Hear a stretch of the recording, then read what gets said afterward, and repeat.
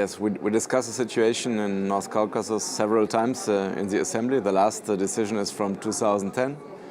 And to be honest, the situation is not really better today. To be honest, I think it's much more worse, especially in Chechnya. We have a situation that there's a lot of violence, and it seems to be it's organized by authorities from the state, from the government, against human rights defenders, against special groups of LGBTI, people, of journalists and others. And maybe the most problematic situation is that there is almost full impunity about this. Nobody is really researching. There's no investigation about what's happening there.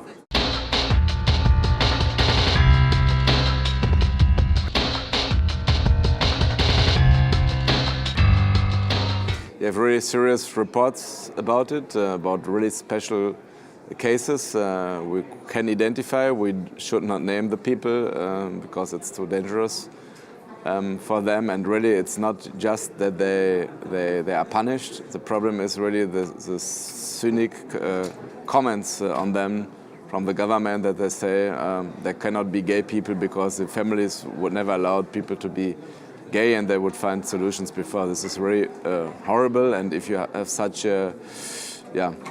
words about people, it's against every value of the Council of Europe, and we really have to stand against it.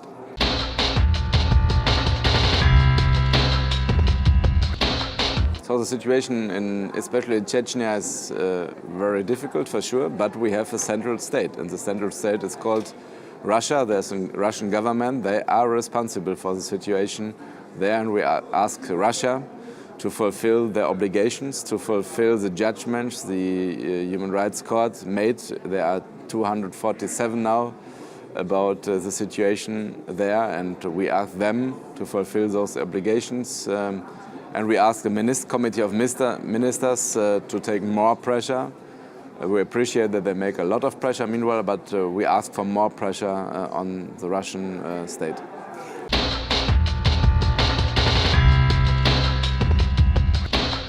They are not suspended. They take the decision on their own not to participate here. It's a problem. It's not good. It's always good to speak with each other.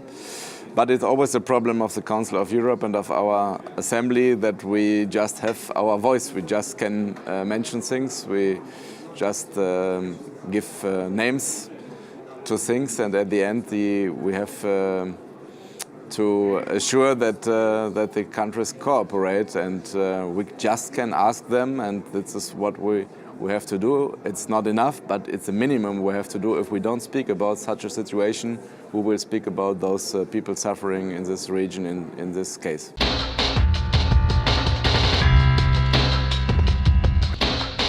Yeah, for sure. It's necessary to put it on the table everywhere, to speak about the situation, because at the end there was a lot of pressure now, especially about the situation of the LGBTI people, and it's not that Russia is not influenced by such an international pressure.